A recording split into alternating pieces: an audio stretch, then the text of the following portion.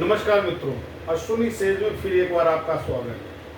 आज चर्चा मोहब्बत को लेकर राहुल गांधी बहुत परेशान। एक मोहब्बत, एक संविधान। लेकिन मित्रों, प्रश्न ये उठता है कि क्या वास्तव में कांग्रेस संविधान को मानने वाली पार्टी है? जिस पार्टी ने 57 साल देश पे शासन किया, उस पार्टी ने कितना संविधान को माना, ये एक विचार का महत्वपूर्ण विषय है। मैं प्रारंभ करता हूं संविधान की उस मूल प्रति से, जिसके मुख्य आवरण पर राम राज्य, राम दरबार बना हुआ। कांग्रेस ने उसको बदल दिया। तो संविधान में बदलाव तो तभी से प्रारंभ हो गया।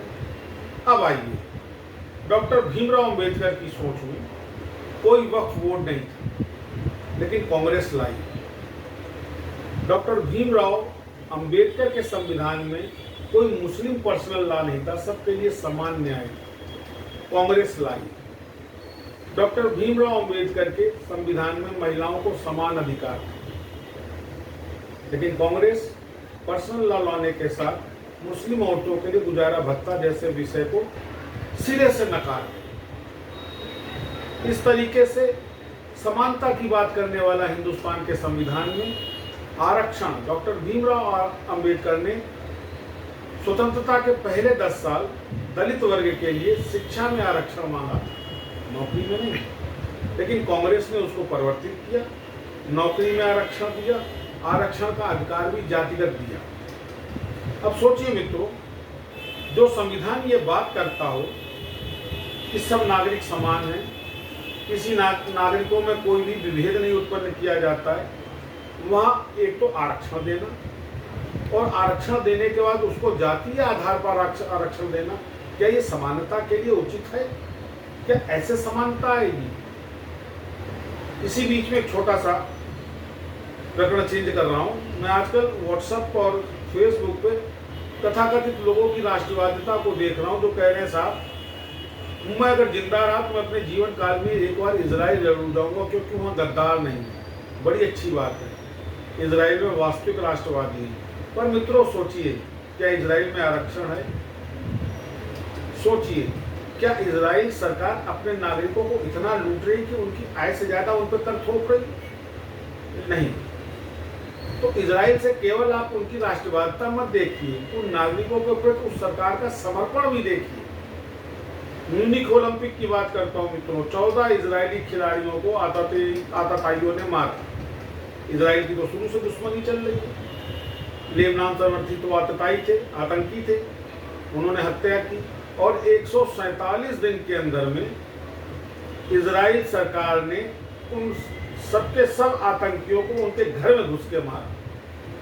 हमारे यहाँ बंगाल में कट रहा है, तमिलनाडु में कट रहा है, साउथ इंडिया में कट रहा है, बगल के बांग्लादेश में हिंदू कटा।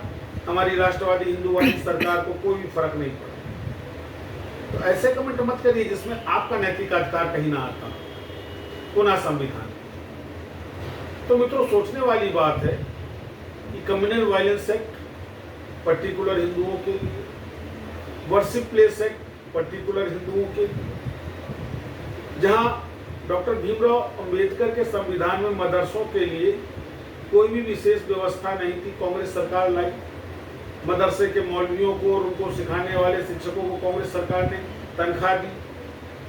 क्या ये सेक्युलर स्वरूप है? क्या ये बाबा साहब का संविधान था? तो हकीकत में देखा जाए तो खतरा तो संविधान को कांग्रेस से चालू हुआ। प्ली कुछ भी कर लें, आज मोहब्बत की बात करने वाले राहुल के पास इस बात का कोई भी जवाब नहीं है कि वो क्या कारण थे जो कांग्रेस प्रो मुस्लिम रही। आज तक कांग्रेस ने केवल हिंदुओं का अहित ही सोचा, यद्यपि भला मुसलमानों का भी नहीं किया, ये सोचना पड़ेगा मुसलमानों को। लेकिन हिंदुओं का विरोध कांग्रेस ने खुल के किया। तो इस तरीके से विरोध करके क्या कांग्रेस मोहब्बत की बात करने का नैतिक अधिकार रखती? हालांकि राजनेताओं में नैतिकता तो वैसे भी नहीं होती। राजनीति का पहला सिद्धांत ये कि जिसका जितना नैतिक चरित्र का पतन हो गया होगा, वो उतना ही बड़ा राजनेता, उतना ही सफल राजनेता हो सकता है। किसी पार्टी से जीतते हैं, जनता किसी पर्टिकुलर पार्टी की पॉलिसियों पे उनको वोट देती है, 4 दिन बाद वो तथाकथित उपकृत होकर के दूसरी पार्टी की सरकार को समर्थन देते, उसमें शामिल होते। क्या ये नैतिकता है? लोकतंत्र नहीं है मित्रों। हिंदुस्तान वो अकेला देश है जहां जनता के वोट खुल के बेचे जाते हैं लोकतंत्र के नाम। सोचिएगा मित्रों कि संविधान को खतरा किससे है? कांग्रेस से है या भारतीय जनता पार्टी से? विपक्ष से है या सत्ता से? क्योंकि संविधान एक ऐसा फुटबॉल बना दिया गया है हिंदुस्तान की व्यवस्था में, इसको जब जो पार्टी जो राजनेता जैसे चाहे किक करता है और बात संविधान की करता है। पुनः मुलाकात करूंगा मित्रों। नमस्कार।